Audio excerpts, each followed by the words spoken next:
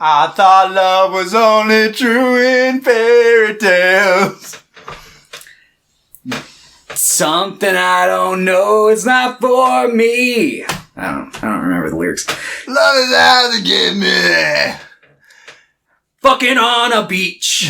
I don't know. I just fell onto my knees. And then I saw her face. Now I'm a believer. Wow, incredible. Well, we're not watching Shrek today. We're talking about Austin Powers, but... yeah, I forgot that technically, I think did that first, right? That predates the first Shrek. Austin Powers? Austin Powers 2 specifically, yeah. Yes. Yeah, I was going to say, because Shrek came out like 2002? 1. It was Austin Powers 1 in 97, Austin Powers 2 in 99, Shrek in 2001, Goldmember in 2002, I think. Well, Shrek probably did that one a little better. But, you know, we can talk about it. Yeah. When we talk about the Austin Powers trilogy, which is today's episode. Welcome, everyone, to Screen Weens, the only podcast. I am London. I am Thomas. We talk about movies and TV and dance moves. The Orange Justice is making a comeback.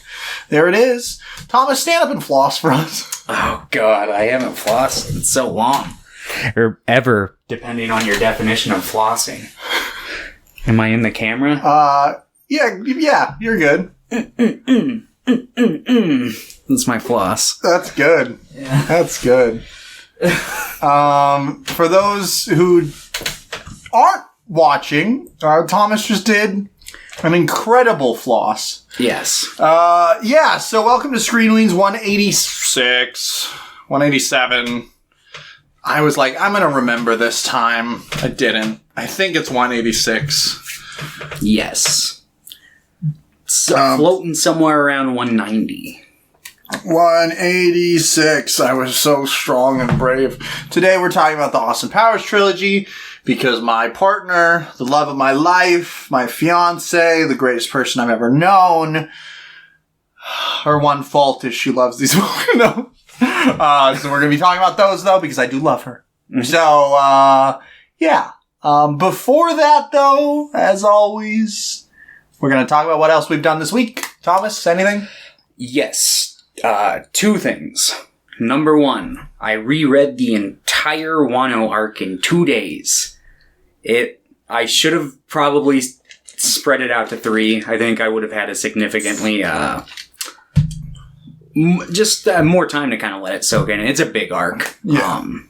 But yeah, I liked it. So I wasn't sure how I was going to feel about it on like the whole arc reread. And I'm less up in arms about the problems I had with it. I think the flow is much better in binge, and I still think the wrap up is way too short, especially considering like how big the rest of the arc is. It's like, obviously it should have been like a bigger wrap up because you want the party, you want the good times. Yeah. But they kind of skim over that a little bit, and it's like, all right. But yeah, there's a couple big things about the wrap up to that arc where it's like, oh, they didn't do this and this, but this time it's like Oda called like specific, like, I don't want to get too into spoilers, but like he basically like acknowledged what both of those things were without actually like fulfilling those promises that were set up earlier. So I think it's intentional because, I mean, obviously, like, if you've read all of the Wano arc, it's clear that they're going to go back there at some point in the story. Mm-hmm. So I'm curious to see like how that is all going to come together. But like, I can see for like the moment, and definitely like when I was reading it week to week, it was like a little bit of a dud ending. But I feel much better about it now, which happens. I read most of Dressrosa week to week, and I used to hate that arc too. So I think it's just like, I think One Piece in general is just better as a binge read. I agree, but I think that you do get a lot out of reading it weekly. It's just that you have to kind of like, there are some bitter pills you have to swallow if you do read it weekly. Yeah. So, but yeah. So I did that, and then I played The Last of Us DLC for the first game, the Left Behind Didn't play that one. Never beat the first game, so. How was Left Behind? It was pretty good. It was short. Very short, but it worked. Worked for what it was. And now I might play the second game, or I might kick that down the road a little, but you didn't watch any movies. I watched this guy. I watched Austin Powers. So you didn't watch any movies? No. You watched a movie, baby. But no, no, I decided to read the Wano arc in 2 days instead. I was pretty tired after that. So That's fair. That's fair. Cool. Yeah. What did I do? I redid The Office. We did watch Witch House here, though, so... I kind of already forgot that was a movie. Yeah. Yeah, Tom was like, yeah, I'll stay. I'll watch a full moon movie. And, you know, the three that we chose, we put them on a wheel. And the other options were... Decent. And Tom was like, I want to watch Witch House. I put that on the wheel and fate decided against us. So. Yeah, so we watched another sick David the Cutout movie. Yes. It's really bad. Yes. Really, really bad. Yeah, it's not up there. It's not anywhere near the top of my list, that's for sure. In fact, maybe it'd be near the top if you flipped it upside down. Yes, although the sequels, I think, beat it out. Yeah, those are even better. Yeah, definitely. I think... I don't remember specifically. I to be honest, I don't remember a single fucking thing about 2, aside from the fact that there's like a sword in it. It's Witch House 2. It's Witch House 2. That was the one I watched as a kid, though, because that was the one I had on VHS. Did you like it as a kid? No. I liked the poster. The poster's kind of sick. Yeah. But, yeah, no, the movie was bad. And yeah, I never saw 3 as a kid, thank God. But I watched it like 2 years ago, and I barely remember much about it outside of the fact that pretty sure they shot it in the same house as Killjoy 2, and it's got like that same like early digital look that's like just so bad. It kind of looks like you pooped it out. Like, yeah, it's it's real not good. I also caught the tail end of a movie as I was leaving, though, out of my house. It's like some horror movie on Peacock called, like... Sick? No, it's like an organ harvesting movie. The Collector? No, not The Collector. It's like new or something. It's like a... Organ harvesting movie. Is it like a Peacock original? I think so. It was real low budget. Peacock original movies. Let's see these sick movies. Oh, I should put movie there. Oh, my tummy's a rumbling. List of Peacock original programming. Yikes. Was it? God. They/them? No, it had one of those, like, almost pretentious sounding titles, like a Star Trek episode. It was, like, kind of, like, a low-key a sentence for a title, but I don't know. It's not that big of a deal. It was bad, though. Like, I caught just the tail end of it, and it was, like, I don't know, it looked like they were just trying to do, like, not Wrong Turn, like, Texas Chainsaw meets, like, Hostel or something, and... It was real low budget. Which Wrong Turn's pretty much just Texas Chainsaw meets Hills Have Eyes in the Woods. I mean, basically, yeah. But, yeah, it was the editing in particular was really bad because I was there for the big, like, climactic action scenes. And, like, it'd be like, cut, like, so... Cause their punches were so powerful they killed the cameraman. It was just anytime, like, somebody moved, they had to cut away because they were clearly not, like, capable of shooting a large-scale, like, wide-shot action sequence at all. So it was, like, I swear, like, I was like, oh, jeez. Like, they're cutting a lot. I almost thought it was buffering, like, it was that bad. But... Yikes. Yeah, it had some real, like, Terrifier energy with, like, the budget. Ooh, so. You love that movie. I don't. Oh, you love Terrifier 2, sorry. Terrifier 2 is at least better than Terrifier 1. Yeah, Terrifier 2 has got, like, the Justice League Snyder Cut problem, where it's like, this could be an average movie, but there's so much extra, like, just fluff attached to it, where it's like, why is it this long? I'm fine with long horror. It just doesn't do anything. Yeah, but Terrifier 1, like, was twice the runtime it needed to be, because they did that thing. Spoiler alert for the first Terrifier movie. Just hit the arrow on the keyboard real quick. Because they do the kill the main character and swap to a new main character, except it was just like... The thing is, like, that thing in me is so fun. I love it when they do that, but you need to make the characters interesting. Yeah, the thing is it's not very interesting when it's like the same location. Yeah, it's just like restarting the movie. Yeah, and it's just like, oh my god. It's only a body count thing. But, yeah, I don't know. We don't have to talk about Terrifier anymore. You want to hear something even more terrifying? What's that? I saw the new Little Mermaid. Yeah, I saw that you rated it, like, pretty low. I give it a 1 out of 10. It's getting pretty good reviews, too. Yeah. And not just from people that I trust. And so I'm like, okay, I rewatched the original. Also not very good.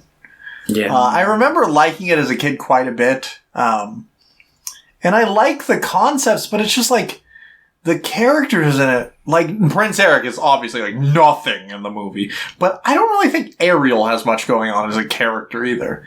And I'm like, okay, yeah. The movie has, the live action movie has an hour more on its runtime. Oh. And I'm like, maybe they'll expand upon the character. They don't. Didn't, like, the Aladdin movie do, like, the same thing?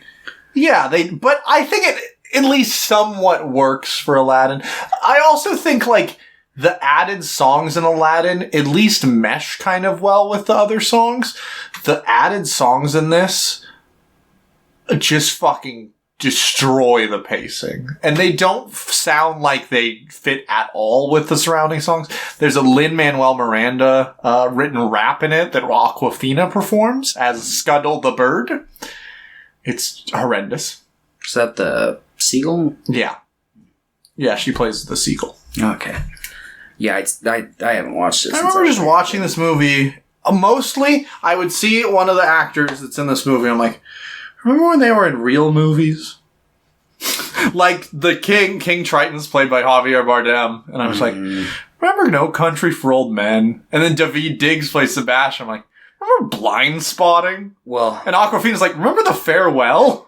Yeah. It's just like, and I get it. Like, people can be in anything, but I was like, this movie's so fucking bad. No, I feel it. Well, at least we get probably, like, peak Javier Bardem performance later this year when he plays Stilgar. Because we're going to get, hopefully, a decent amount of Stilgar content. I mean, from the book, hopefully, yeah. Yes. I thought you were going to say, well, we got it last year as well with Lyle Crocodile. Oh. Yeah.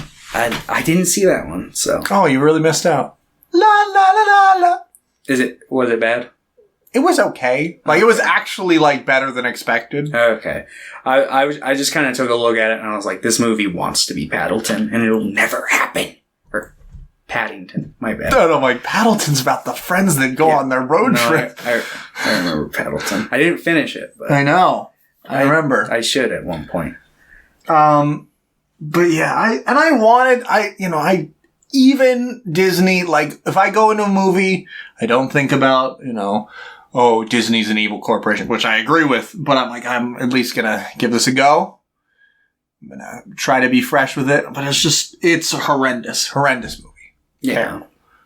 No. Looks horrible, too. And it's like, man, Disney just put out Avatar, like, 6 months ago, which looks incredible.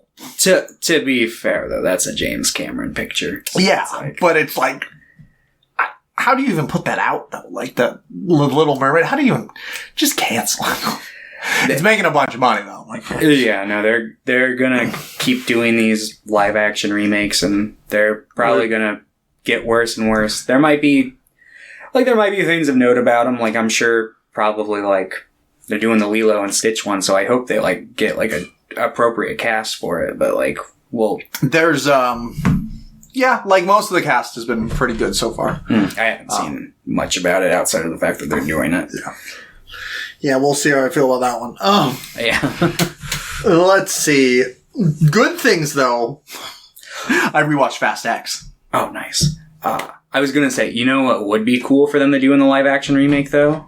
To, like, try it, because now that it's, like, not too soon, at least not comparatively, they do the original, like, ending sequence where they, like, fly through the city instead of the hills. That'd be cool. Yeah. It'd be, like, a neat opportunity. Yeah. I mean, they might as well if they're going to remake the exact same movie beat for beat and just include a little extra stuff here and there. But yeah, Fast X still, I love that movie. And then I watched A League of Their Own for the first time, which is about the women's baseball team in like the 40s during, I think, World War II. And it's like, oh no, all the men are off to war. We should make women's baseball a thing so we can make money. It's by Penny Marshall. She did, like, Big, and she did Awakenings that we watched a couple years ago. Did this come out around the same time as, like, Big? It came out 92, which I think Big was, like, 89. I think I always saw it on my shelf as a kid. Is it... is the poster, like, them and stars? Or that might have just been a VHS poster, I don't know. This is the poster. Yeah, I think that's the movie I'm thinking of. I wasn't a big sports movie. Women? No, if I didn't have to watch a sports movie that, like, wasn't, like, The Sandlot or something, I wasn't going to. That's fair. But I watched it, I was just like, I watched it while I was like, I'm going to watch something easy while I'm building this shelf. And then, like, 5 minutes in, I just, like, stopped building the shelf and was just watching it. Because it's really good. No. And it's kind of, like, sneaky in, like, its empathy that it's, like, drilling into you. Because it takes, like... It shows kind of modern day or like 90s, and the main character's like old, and they're like, oh, we gotta go to the reunion. She's like, oh, I was only there for a bit. And then it cuts back and shows like their story. And then there's like an extended kind of epilogue where it cuts back to them as old people meeting each other again for the first time in like years and years. And I don't know why, like, I was finding, like, this is cute. The last 15 minutes in, and I was just suddenly crying. I'm like, what the fuck? Because I did not feel like it was that. I was like, this movie's really fun. I really like this. And then suddenly I was just like bawling my eyes out. I'm like, what? Okay. But yeah, really, really solid movie. I'll have to add it to the list. Are you familiar with a guy named Stephen Grew? No, not off the top of my head. He seems like the working man's Neil Breen. Oh. He's made like a lot of movies. And, he made one in like 2003 called The Unexpected Race, which is kind of like a weird, like, elf movie. And apparently Jack Black saw it, and like Jack Black's kind of a fan of his. So he was remaking the movie in 2018 and trying to get Jack Black in it. And apparently he is in it for a little bit. Oh, okay. But he also made a movie called Time to Duel, which is a 45-minute fan adaptation of Yu-Gi-Oh! Oh. And we watched it because it's randomly on Tubi TV. And it's something. It's like one of the first movies I'm like, I don't know how I should rate this. Because it's like bad, obviously. But it's also kind of amazing. Yeah. I gave it a 6 because I kind of hated it and kind of loved it, kind of thing. But yeah, I might get obsessed with this guy. There's a documentary about him that was, that like Jack Black's in. About him trying to get Jack Black into this movie. It's called, like, The Insufferable Gru, because apparently he's also kind of a dickhead, and he's, like, an eccentric type. So I might watch that this week. Okay. And then I watched my first Tubi original movie. I watched Postacalypse. Yeah, I remember the title to that one at the very least. Yeah, I think we were on Tubi, we looked at it, and I just added it to my list. Yes. How was it? It's from one of the writers of Aqua Teen Hunger Force. Or like one of the writers of the movie or something, and they did the art. They were like on the art department for the show. Okay. And it has like a lot of the like same voice cast. It's horrible. Just horrible movie. Yeah. Just maybe one of the least funny things I've seen in a while, including Austin Powers. Oh. What? And then I watched Winchester 73 because I want to watch a Western. Jimmy Stewart. And it's kind of, I really like the framing of the story because it's about the Winchester 73, which is like this big gun that like won the West kind of thing. And it was talking about, they were like, every 1 in 1,000 is perfect. And we don't even sell them. We like give them away or have competitions for them. And it's kind of showing, almost like an anthology movie. It shifts the main characters more the gun than anything. And that's kind of what's going on around the gun. Okay. It's really, really bleak. I like Westerns when they're bleak because it was a horrible time, you know? Yeah. And it's like, kind of sneakily bleak. Like it seems like la la la la, but people are dying, and it's not that none of them are having fun. You know, it's pretty good. I would say it's pretty good. Okay. Nice, fun little watch. And that is what I watched. We are caught up on Superman and Lois. You gotta catch it. Season 3 is incredible. Yeah. I'm gonna be honest. I think it might be the best superhero TV I've ever seen. Okay. Yeah, because I mean that's kind of how I felt about the first season, even though like I don't watch a whole lot of like TV superhero stuff specifically. But yeah, no, me neither. I'm like, maybe these things are good.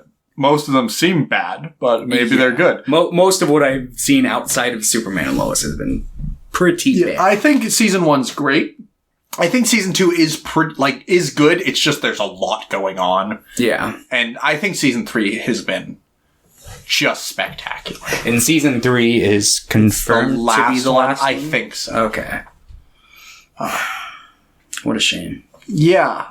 Because seriously. Yeah, I love the whole cast. Yeah, they're so... And honestly, the guy who replaced Jonathan, he's pretty good. Okay. Yeah, I'm sure it took me a couple episodes, but he's pretty good. Yeah, I'm interested to see if I'll warm up to him the same as you have, because obviously, like, you're having, like, weeks of time in between, like, the episodes you're watching, whereas I'm going to probably...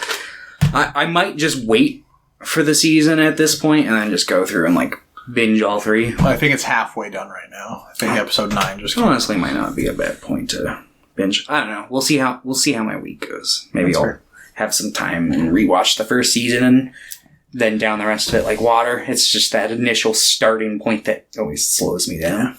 And then I think that's pretty much all I've done this week. I've been reading. I picked up they did Republic Commando novels for Star Wars back in Legends, and they're reprinting them in the Essential Legends collection format. And the first one came out this week, so I started reading that. It's great. Yeah. It's really good. There are a couple things that like aren't canon anymore, and I'm like, yeah, no, I'm glad this isn't canon because I think this is dumb.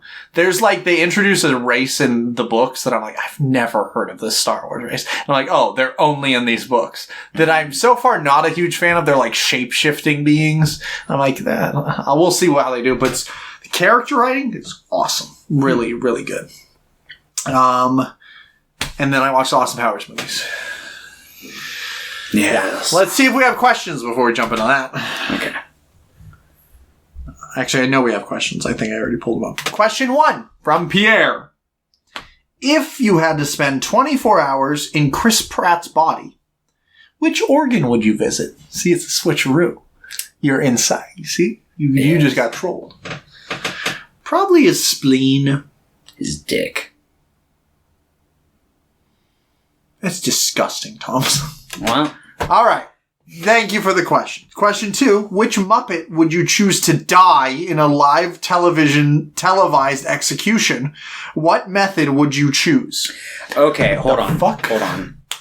Like, when you say that, are they like meaning no more ever? Or is it just like, that's like a funny end to the special? Because if it's a funny end to the special, I think it'd be hilarious if like Gonzo had a freak accident during one of his stunts, just as a concept. Like, I don't know, but like if that actually yeets Gonzo out of the Muppet canon for like the rest of time. I don't want that. I think it's the first one.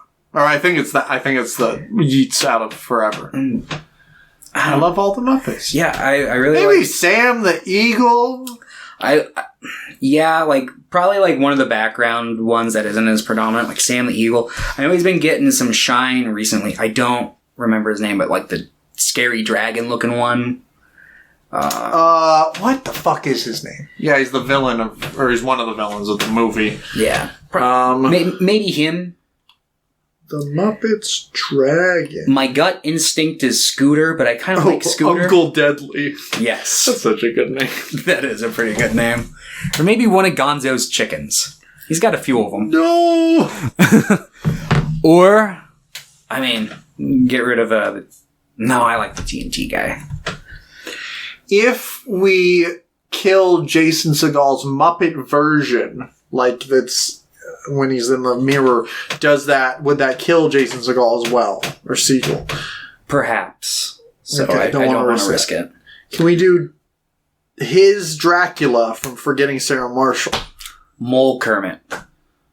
Evil Kermit. You're right. Yeah. I forgot about that movie. Mm-hmm. There we go, Mole Kermit. I never saw it. But Were any of the Muppets from the 2011 one? I don't remember that bit. Because they stopped doing the Muppets, and there's like, I think Kermit's like trying to get people back, and there's just like a fake version of the Muppets. They're like an off-brand. We're the Muppets! I see. Can't fault anyone. Muppets are too fun. I don't blame anyone for wanting to do their own carbon copy of them. And question 3. What is your favorite summer-themed movie?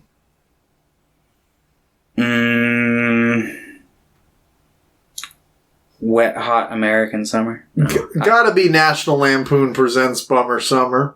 Or Endless Bummer. Endless Bummer. Just kidding. That movie's not very good. Summer themed, I don't know. Like Forgetting Sarah Marshall, maybe? Does that movie take place in the summer? Does Boyhood, I feel like a long stretches of Boyhood are through summer break, right? I don't remember. I've only seen it once. What the fuck is summer movies that take place during summer? 500 Days of Summer. Of course. Summer. Jaws? Jaws is a good one. Call Me By Your Name is on summer vacation. It's a good one. Mamma I haven't Mia? watched it since The Big Thing. Moonrise Kingdom. Moonrise Kingdom is good. That's a banger. My Girl. Throwback. That's episode 2, baby. Of Screen Weens. The first. That's the first movie we watched. Why did we pick those 2 movies? Well, because we each picked a movie, so it was always a really random pair up. And also, I liked My Girl when I was a kid, and I thought it was a decent. I don't know why I felt the need to pick it for the first movie. I think I was just looking at my shelf and I was like, My Girl. But, yeah, I don't know. That movie was bad, though. Yeah. It's probably, I haven't seen it yet, but it's probably going to be The Endless Summer. It's a documentary about surfers. Yeah. I'll go with that one. I'll go with... Phineas and Ferb the movie! I never saw it. There's 104 days of summer vacation, and school comes along just to end it. But the annual problem of our generation is finding a good way to spend it. I don't remember what the first verse of that was. Fighting a mummy? Is that the first? No. No, because fighting a mummy comes like a couple lines into it. Like, dun dun dun a mummy, fucking. I don't fucking know. Discovering something that doesn't exist, or give him a shower. I don't know. I don't watch children's shows. Actually, I do. Okay, summer movie. I'm just gonna go with National Lampoon's Vacation. I think that's a summer movie. There we go. Sure, let's do it. All right, let's do it. Let's fucking go. Or Jaws. Jaws is also a good pick. Are you ready? For Austin Powers? Mm-hmm. Let's talk about Austin Powers international man of mystery. What's funny is growing up, I watched these movies a lot. Mm-hmm. But I didn't own this one.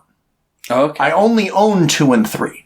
So before this, I feel like I'd only seen this one like twice, while I've seen the other 2 probably like 30 times. I think as a kid, I owned all 3 of them, so I think I had seen them all a fair amount.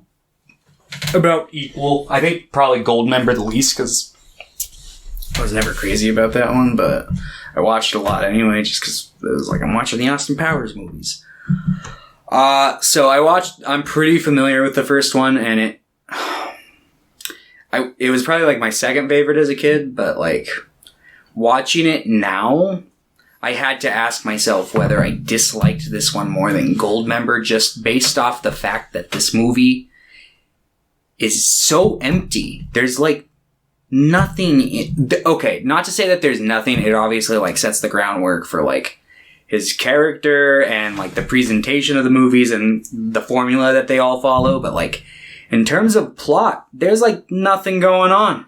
I don't feel like there's anything going on in any of the 3. And maybe it's just like this watch around. I remember not liking this movie, but this watch around, I was like, this movie's fine. And maybe it's only because I didn't remember most of the scenes in this movie, while I remembered everything that happens in 2 and 3. Mm. So like, I was like, hey, at least I'm watching something that like, I don't really remember. And like, there's a lot of it's like constant jokes and gags in these movies, but this one, at least in my opinion, has like a little resting points between those jokes. Like, even if they're like half a minute. Yeah. Well, it's like just an endless barrage in the second 2. So I think there's enough plot. I think there's more plot than the other ones. See, there's maybe more character plot in this one, because it does bring like sort of an interesting like character dilemma in the fact that it's like, oh, he's a character from the 60s coming into the 90s, and man lost out of time. But they barely touch on that kind of stuff, and I don't know. It's like most of the movie is just like, I feel like him making like passes at Vanessa, and her being like, no, it's pretty gross. Tee-hee. And then like at one point, just she randomly is like, by the way, we're like in a relationship now, and it comes out of fucking nowhere. I feel like there is a scene missing, but and then it's just like, I don't know, because they go to the casino to like find Mr. 2, and then he kills the Lucky Charms guy, and then it's just like, I don't know. There's no like these movies are supposed to be like Bond parodies or something, so it's like I expected sort of a higher concept plot than that. Yeah. And that's the thing I will give to the sequels, is I think at least, even though like I agree at the core, there's really nothing going on story-wise, at least on like the surface level, it's like, well, at least 2 has like time travel. Yeah. And I guess that's fair. Like this one, he's frozen and then he's just, yeah. Yeah. But I think the thing that just makes me feel like this one is like pretty easily the best in my opinion, is like, at the very least, it's like supposed to be funny and it's nonstop jokes, but Austin Powers also feels like a character in this. Like another 2, he's not. It's just like a joke machine. I'd probably agree with that. And it's just like so annoying to watch the second and third ones. This one, I'm like, this is fine. And I'll say I laughed at this one like probably like 5 times. There are some jokes that, like when he gets stuck in the hallway when he's trying to, I think that's funny. Yeah. I like that joke, and the other one that comes to mind is I do like, I completely forgot about this part when I was watching it, but like the part where the fembots come out and it's like, they're like, you can't resist us. And he's like, oh no, baby, you can't resist me. And then they all fucking, like, their heads explode and shit. I thought, like, that bit was funny. The part where he has to explain it afterwards, I was like, eh. Yeah. Like, it also feels like Hinata was like, I should not have been able to watch these movies as a kid. And I'm like, the thing is, the sex comedy in this feels like it was written by an 8-year-old. Yes. Like, it's sex comedy for children. Pretty much. I think most sex comedies in general are, like, pretty childish. Like, yeah, they're aimed for, like, anywhere from, like, 12-year-old sense. Because as a 12-year-old, I watched, like, that's when I was most into sex comedies. Because it's like, you're going through puberty and you want to watch... In fact, if I see someone who's an adult who's like, yeah, my favorite genre, sex comedies, I'm calling the IRS. Yeah, sure. Look at this guy's taxes. Yeah, I'm sure they'll get a handle on it. But, yeah, because it's just like... Yeah, it's for, like, teenagers and shit. It's just, it's not meant for... It shouldn't be meant for, like, full-grown adult brains, but obviously a lot of them watch it. Because I feel like Austin Powers... I know Hinateo was talking about, like, she wanted to kind of know, like, the ripples of its effect on the comedy genre as a whole. And I was telling her, I don't think it was, like, that big. If anything, it would be, like, more Mike Myers effect as opposed to, like, Austin Powers specifically. But, like, I will say the sense of humor in these movies might have contributed to, a little show we all know and love called Family Guy. Yeah, it's like a very like early Family Guy sense of humor, like season 1 kind of stuff. Which, if it hits for you, it hits for you. I remember those episodes fondly, but like, I'm sure if I went back and watched them, I might find like 1 or 2 jokes funny, and for the most part, it's just to be like, whatever. It's funny because I think the biggest impact this had, and I've read the quote before, but, is I think the tonal shift in the Bond movies after this is like a direct correlation to this. And Daniel Craig was like, no, we needed to be serious because the Austin Powers movies, like, fucked us up. Yeah. Like, the portrayal. And I do think that is both something that's good and bad in those Bond movies because, like, famously, London has said most of the Bond movies are fucking terrible. But I tend to like ones that just take themselves really seriously, like the Craig ones, even though I think 2 of the Craig ones I think are abysmal. I think Quantum of Solace is terrible, and I think Spectre's fucking awful. But the other ones are good, but the other Bond movies I like are the ones that do have a sense of humor to them. Like Goldfinger is really like tongue-in-cheek. Or like, I love Moonraker. I think Moonraker's so much fun. And that one they go to space. So the thing is, when Austin Powers is like parodying, they're just not doing a very good job because Bond's already done it. Like, there's nothing that they don't ever take it to the next level because we can't really do that, you know? Yeah. It's like, I guess the funniest thing that's a direct parody of James Bond is I like that the Odd Job insert is named Random Task. Because there's the guy who throws the shoe in the first one. And the guy who throws his hat in James Bond is named Odd Job, so they name him Random Task. I thought that was cute. I thought that was fun. But, like, everything else is just like, he's just a spy. But he's not really, it's just... Yeah, and they, for whatever reason, decide to really ride that 60s aesthetic, like, hard to the point where it's like... I'll say immediately go back in the second movie. Yeah. I'm like, that's annoying. Yeah, it's just like, I don't know. Austin Powers International Man of Mystery. I will give credit where it's due. There was one scene that I thought was incredibly progressive, like, line of thought for, like, the 90s. When she's drunk? Yes. The thing is... Any other comedy movie from this era, you know that they'd be like... She's drunk, it's on. But it's so weird because I agree, but I also like, this is so weird because he's constantly just like trying to push himself on her. Yeah. So I'm like, this is like cool. I would prefer if I didn't see a character sexually assault someone, but like, this is really out of character for him. And like, it kind of just feels like they're jerking themselves off. It's like, you know, we'll constantly be like, have sex with me, have sex with me, have sex with me, and push someone to the brink, apparently. Yeah. But no, they're drunk. No, we wouldn't do that. We wouldn't ever harm a woman. It's like, you sure? Because that's what you've been doing the entire movie. Yeah. But I agree with you. I agree with you. It's just, the way that the movie portrays it is super fucking weird, because the whole time it's like, they make it clear that she does like that behavior, but it's like, obviously, like, I can't do that. Yeah, it's like, why? And then it doesn't matter, because spoilers for the second one, she was a robot the whole time.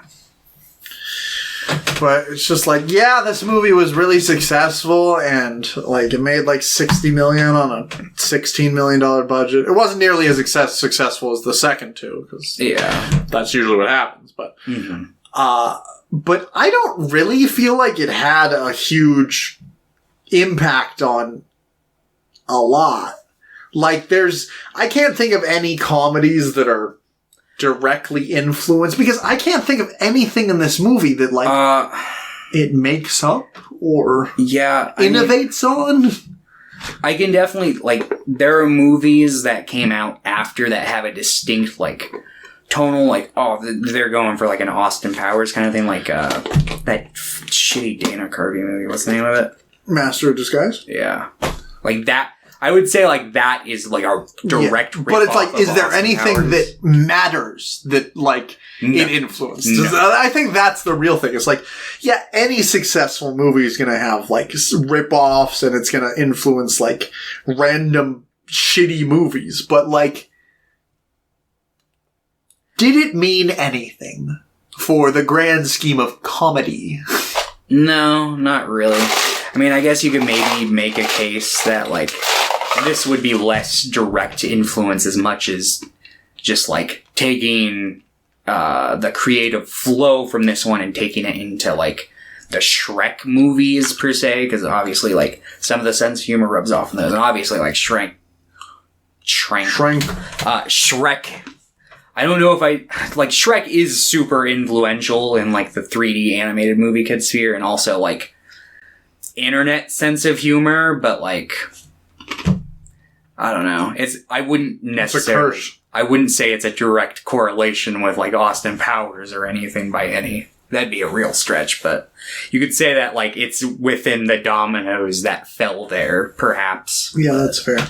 But at the same time, I honestly just think that you can just tie this back to, like, Wayne's World. Like, you can just go back to Mike Myers' earlier stuff. I don't think this was just another stepping stone. And if anything, back to the knot that's tied through SNL movies at that point in the 90s in general. So it's just going from there to this to, like, Love Guru. Like, I think this just, like, this is what you get, and then you get Love Guru. I mean, it feels like it, like, because obviously he wasn't, like, he was Shrek, but he didn't, like, create Shrek. But he wrote these movies. You can tell. And, by the time you get to Goldmember, it's like the arc to Love Guru is, like, so clear. It's like, I see how he got to Love Guru from here. But, But International Man of Mystery, not a whole lot happens. Not a whole lot happens. One thing I'll say, so in this one, Mike Myers plays two characters. Austin Powers, Dr. Evil. That's fine with me. Yeah. This is the sweet spot here. However, if I'm being honest, I think he's much better as Dr. Evil than he is Austin Powers. At least in this one, I think he just starts doing too much as both characters in the sequels. I would say yes. I think particularly in the first one, when he plays Austin Powers, he's really good at acting with his eyes in the first role. Like, I feel like he emotes a lot better as, like, Austin, but, like, in terms of, like, what's actually coming out as a performance, it's like, probably Dr. Evil if you, like, take that route, but I also, if I'm, like, most of the stuff I laughed at was probably Dr. Evil and Scotty stuff in this movie. I think the Dr. Evil Scotty stuff in the other movies is pretty rough. I mean, it's redundant. It just felt like I was watching the same fucking movie over and over again. Pretty much. But it was just getting worse. Yeah, because you might be able to find a quote of me in an earlier episode. I don't know when we would have brought it up, but I'm pretty sure I did mention, like, yeah, I'd be okay if they made an Austin Powers 4. Like, why not? But now it's like, no, because I know exactly what it'd be. It'd be Austin Powers 1. Austin Powers 1 with maybe a different skin. But they do the same jokes every fucking time because they always have to have those, like, crotch cover sequences. Which, by the way, in International Man of Mystery, this is the first time I saw it in HD, so, like, I thought they did it much better in the opening sequence for the second one because they had the thought to, like, blur. But you could see, like, all the fucking tape and the cover-up on them in the first one. So it was like, all right. I mean, I'm not going to get mad at them for that. But it just shows that it's like, they were probably like, people won't notice. Which I will say, I did notice that in the first one a little bit, too. Because there was, like, they didn't take good care in the... I always slaughter this word. Like the vermicelitude.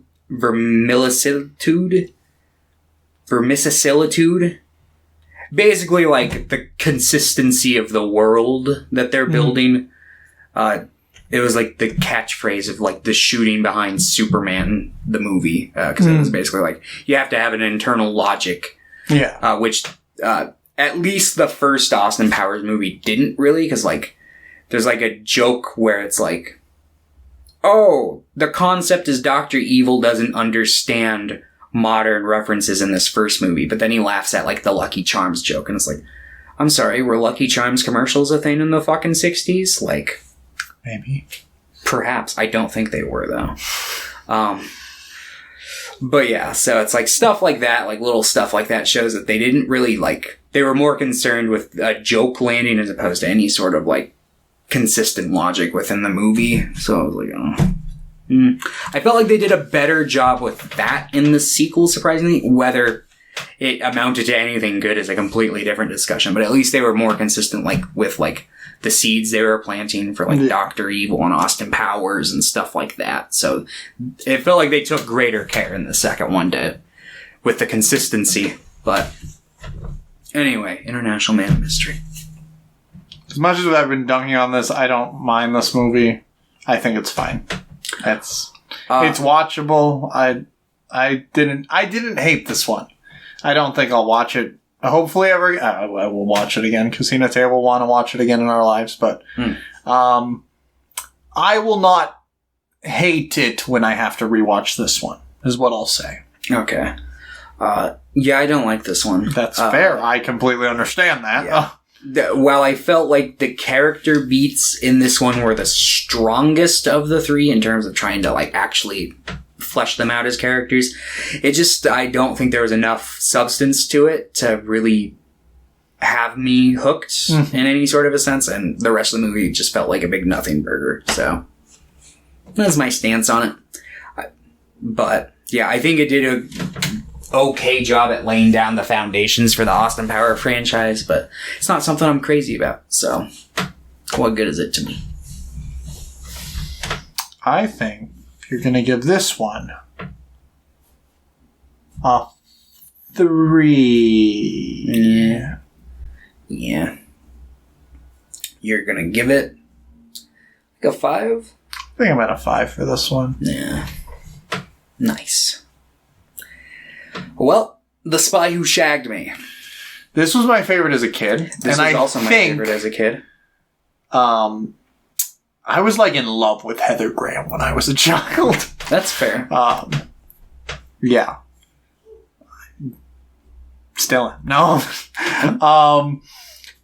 But yeah, no, I think this movie's terrible.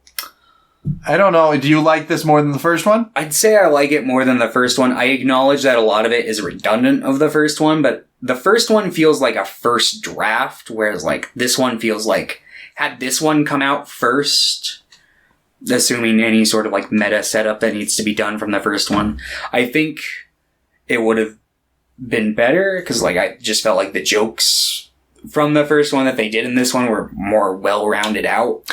Maybe it's like I think the first one, because I know the first one wasn't like a sure thing, you know, it wasn't a sequel. I think there's a sense of sort of like not spontaneity, but a certain spirit about it. A spirit, even maybe abrasiveness to the jokes. That it's kind of like it's weird and rough. And I think I like that in comedies. I kind of like that in my jokes. I think the second one, for being this kind of like brash, like sex comedy movie, it just doesn't feel, it feels a little too artificial for me. Like, obviously, they wrote the jokes in the first one. Yes. But this one, I think they're a little too, like, smooth. I agree. I see what you're saying, and I definitely agree. And I think even though, like, maybe I see your point, I just don't like how they're portrayed as opposed to the same exact jokes in the first one. Because maybe I think the first ones have a little more spunk to them. I could see that. I think the things that lend to me liking this one more are just like I said, the jokes feeling more polished, which I felt. I can see your point about like the kind of roughness texture to the first one. But like, yeah, between the jokes, I feel like being more polished, the fact that it does go for a more high concept plot with like at least them going to space, traveling in time, the Mini-Me clone, which Mini-Me, I mean... makes me fucking lose my mind. I'm not a fan? No. I wouldn't... think it's... Yeah, I'm not... It's bad. It's real bad. I think it's very demeaning, but at least it's... I think it at least injects some character into the movie a little bit. That's fair. No, I agree with that, but it's real fucking rough. Yeah. It just kind of makes me pissed. I definitely understand that. Because a lot of the jokes in the first one are just like fun jokes and like they're like sex jokes or they're like, uh-oh, Austin's stuck in a thing. In this one, there's a lot more pointed jokes in this one and the third one. I see your point. It's groups that Mike Myers and the people that wrote it are not parts of. It just feels gross and mean. I'm not usually a fan of gross and mean comedy. Actually, that's not true. But in this case, not a fan. It just feels like... Also, this is when Mike Myers, I think, just he starts to go off the deep end in, like, his ego. It feels like this has become a vanity project. Mm-hmm. And it's like, now he's playing Fat Bastard. Yeah. And it's way more rough in the third movie when now he plays 4 characters. Yeah. But it feels like the 2 characters he was playing have lost a lot of their, like, depth, if they had any to begin with. Yeah. And now he's introduced another character that he can just make fun of fat people and make fart jokes. Yeah, I'm not a big fan of Fat Bastard. I see your point about Mini-Me. I felt like when I was watching it, I felt like maybe this was just me taking it in good faith. The fact that, like, it's not... To me, it didn't come off as, like, supposed to be, like, a depiction of, like, a genuine little person as much as, like, this is just, like, a clone that came out, like, rough. So, like, when it's, like, But I do see your point, and obviously, probably the intent when making the movie was just, like, haha, little person funny. Yeah. I mean, I'd hope not, because, I mean, obviously, between playing all the different characters that interact with him, I imagine Mike Myers had to spend a lot of time with, what's his name? Like Burns? Vern Troyer, I think. Yeah. R.I.P. Yeah, he died a couple years ago, right? Yeah. I think it's been a few now, but yeah. But yeah, I don't know. It's just like, I definitely see your point there. And it's like, if you think it's funny, I'm not gonna necessarily fault you for that, but it just feels gross. Yeah, I to me at least. I'd agree. Which is funny because I think Vern Troyer is like really funny. Like, I think he's a really good physically comedic actor. Mm-hmm. Like, I do think the way that he's in the, like, Baby Bjorn, and I think the third one, or maybe it's this one. It might be this one. He's eating the chocolate. Yeah. And he's just dropped. And the way he just falls and gets up immediately, like, he's funny. Mm-hmm. Yeah. And I think that's a big part of what sold the character of Mini-Me to me, was his performance. So I was just like, all right. Yeah, that's fair. But yeah, I definitely don't think it's like the pinnacle of... I think his depiction is much worse on the third one. I agree. There's a couple scenes that are like, yikes. Yeah. Yeah. Yeah, this one's... I really don't like this one. Maybe it's because I also remembered every single beat and I was just like this. Just slamming my head against the wall. Yeah. I also don't like this one, but I would say it's my favorite. That's pretty rough. Yeah. It's pretty rough. I mean, these movies, sadly, they aren't my cup of tea. I will say, I think my favorite... I kind of like the Jerry Springer bit is in this one, right? Yes. I think that bit's pretty funny. Yeah, I like the part where he takes the hood. He's like, I got you. I got you. I got you. Yeah, that's good. Yeah. If you're gonna have, like... See, if you're gonna do sense of humor that relates around, like, fucking, like, Nazis or Klansmen, you gotta make them the butt of the joke. Yeah, that one's pretty good. I'm trying to remember if I laughed any other time in this one. I do think that it is a fun choice to pair him up with someone that seems to be maybe even hornier than him. Yeah. Like, I do think, I'm like, cool. But they don't really, like, they kind of just drop it after a while. Like, boring. Because, the whole, like, oh, I'm insecure because I lost my mojo thing kind of, like, gets in the way of it. Yeah. Also, I would have loved to have just seen the end be even more convoluted with the time traveling. Yeah. But they didn't take it far enough. That's true. I was expecting them to go back again. Like, because I thought it would have been really funny because he shows up and they're just talking for like 5 minutes. And it's like, oh, you're so adorable. It would have been funny if she died again. So it's like, they just, what if there was like 6 Austins? Like, all right, I'm going to actually do it right this time. But they didn't go that route. And I was like, oh, damn. But yeah, I don't know. It's bad. It's bad. It's bad. It's bad. You would give this one a 3. Yeah. You give it a 4? No, it also gets a 3. 3. Okay. Let's talk about Nafaja. Yes. Goldmember. Goldmember. I also really liked this one as a kid. I don't know why. I think I was also in love with Beyonce. But man, Beyonce's really bad at acting. At least in this movie. Maybe she's good in like the Lemonade movie she did for the album. She's in Pink Panther. Maybe I think. Or is she in Pink Panther 2? I haven't watched either of those in such a long time, so it's been a while. See, No, I've already picked my deep dive, because I was going to say, because I loved the classic Pink Panther movies. I have not seen them. Yeah, she's in the first. I always thought the first one was boring, but I thought all the sequels were like really funny. So I'd be interested to rewatch those, but I already picked my deep dive this week. It's funny because But she's bad in Pink Panther from what I remember. But like Dreamgirls, she's great in. I think that movie's awesome. I have not seen it, so. But man, yeah, she's not very good in this movie. And I don't think anyone else is though, so. No. I might have to lower my rating on this now that I'm thinking about it, because I'm like, did I like anything in this movie? I don't think there's anything. No. It's just pain. It's just pain.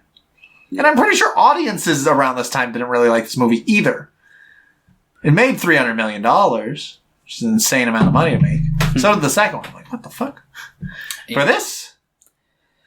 Yeah, I'd say probably what I thought was like maybe the funniest part of the movie was the intro with the like Tom Cruise. Yeah, I forgot. Yeah, that's Danny DeVito and Spielberg and Kevin Yeah. Spacey. Oh. Yeah. Well, it would have been funny at the time, I guess.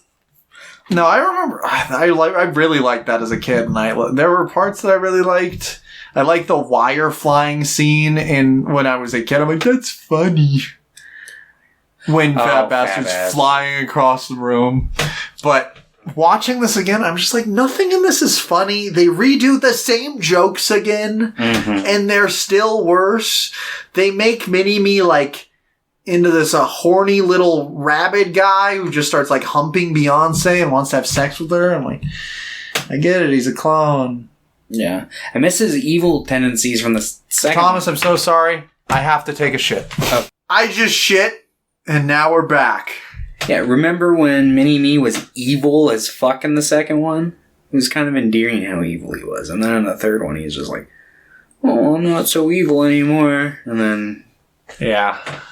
Which I guess could have been an interesting arc, but they didn't really... They don't do it. There's no actual, like, arcs. There's no actual, like, story. It's just... There's, like, bits. It's just plot bits. Beats. Like, because, I mean, it... Obviously, like, you can tell what the setup there was. It was like...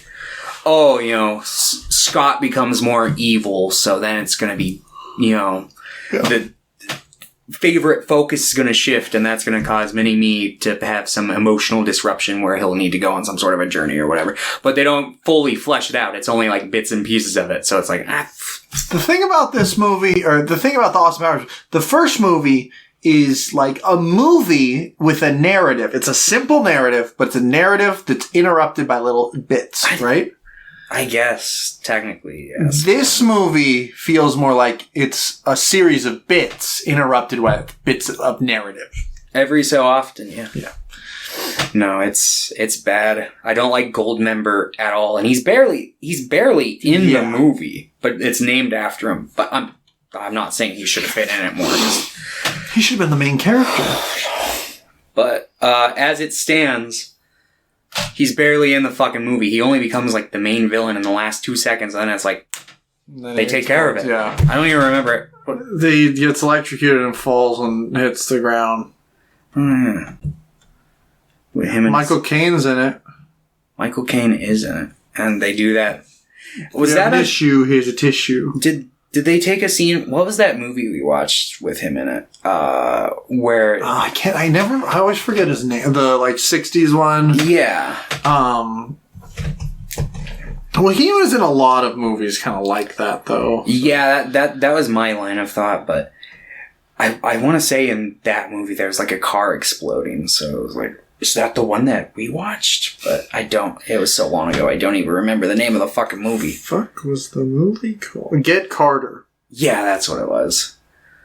Yeah. I don't know if Get Carter was the clip they used, but they used a clip from one of his movies, presumably, because he was younger. Unless they had insane de-aging. I highly doubt that. But, yeah,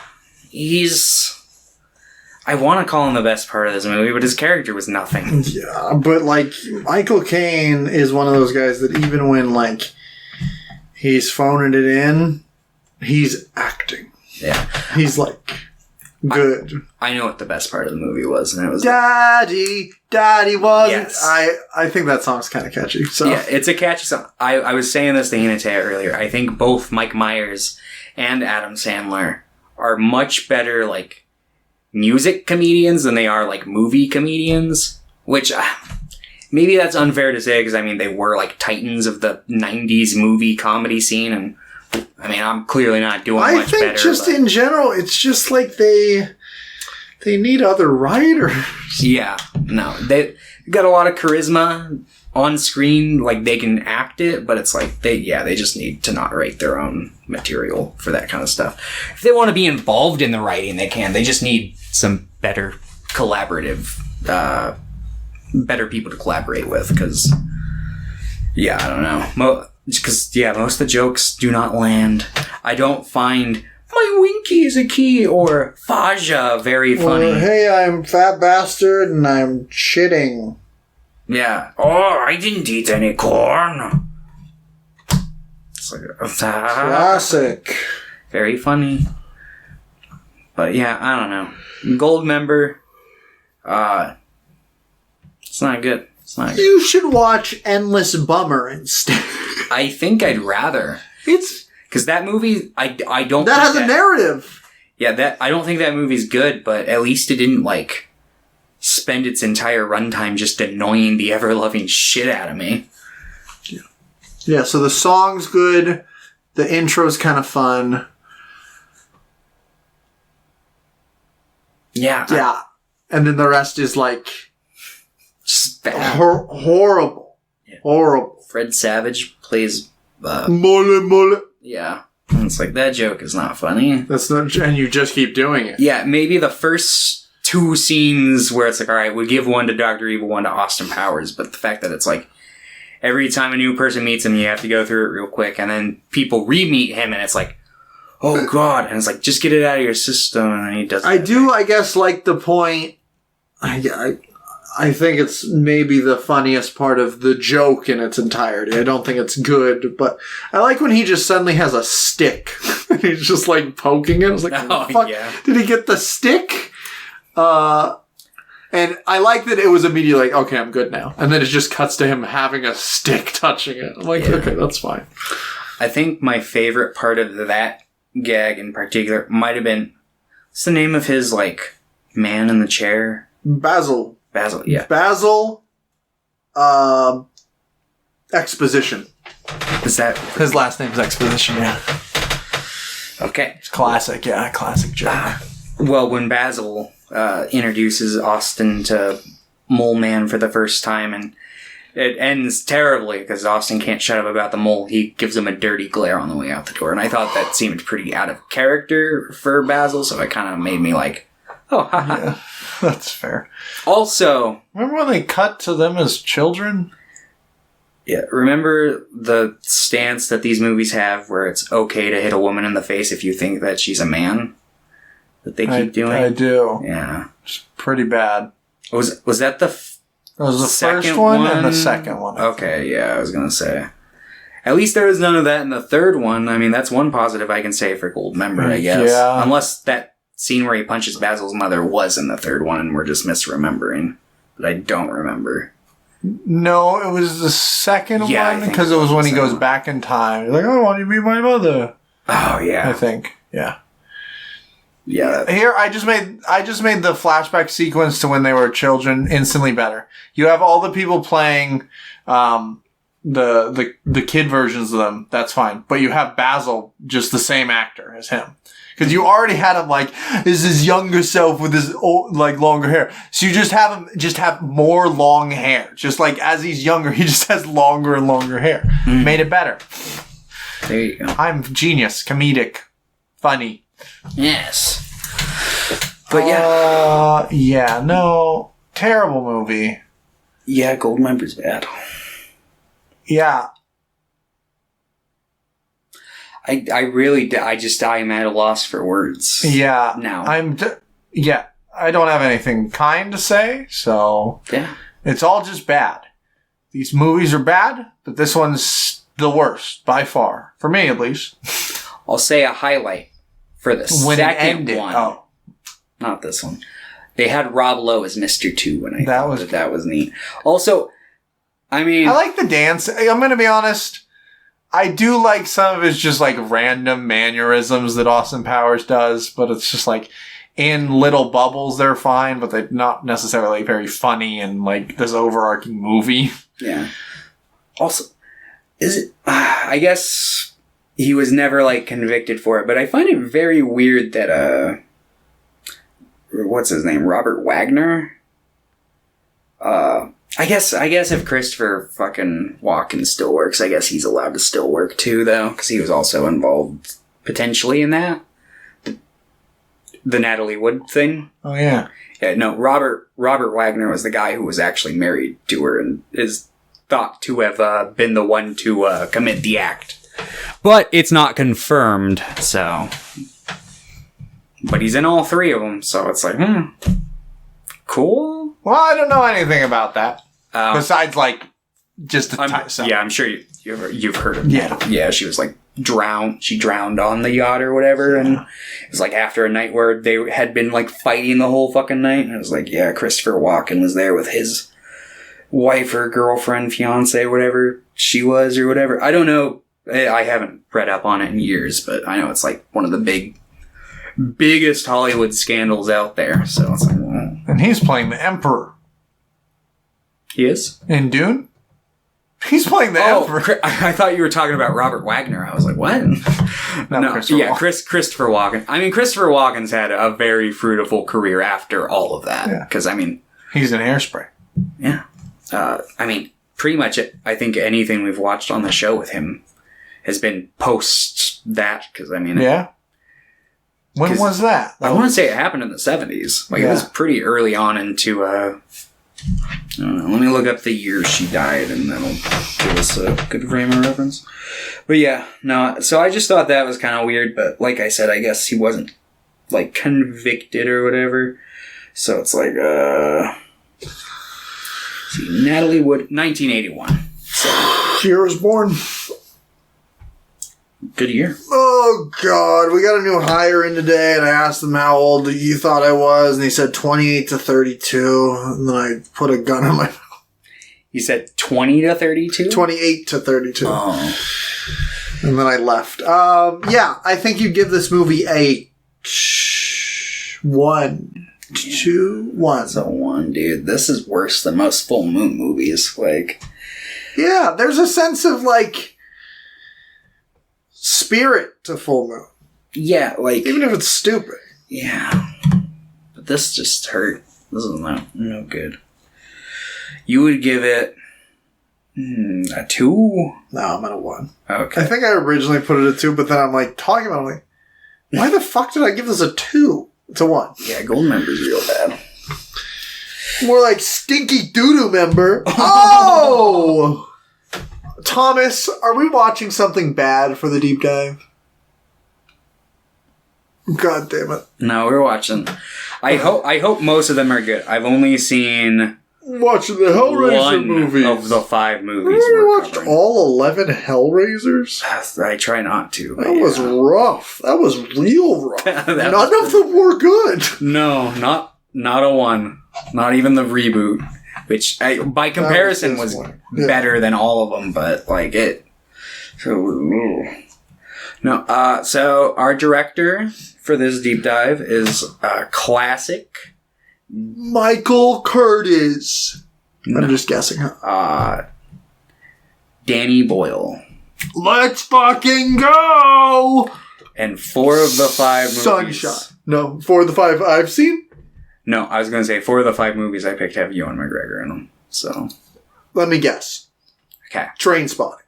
Yes. Trainspotting 2. Yes. Cool. I haven't seen Trainspotting 2. Neither have I. I've heard... Have you seen the first one? I can't remember. Yeah, I've seen the first one several times. I love the first one. I couldn't remember if it was that or SLC Punk you haven't I haven't seen it. Because I think... Because I watched them in a formative time, so they live in the same moment in my brain. I feel it. Did you pick The Beach? No. Did you pick Shallow Grave? I did. Okay. What else is he in that Danny Boyle's done? 1 more. You're only missing 1. What?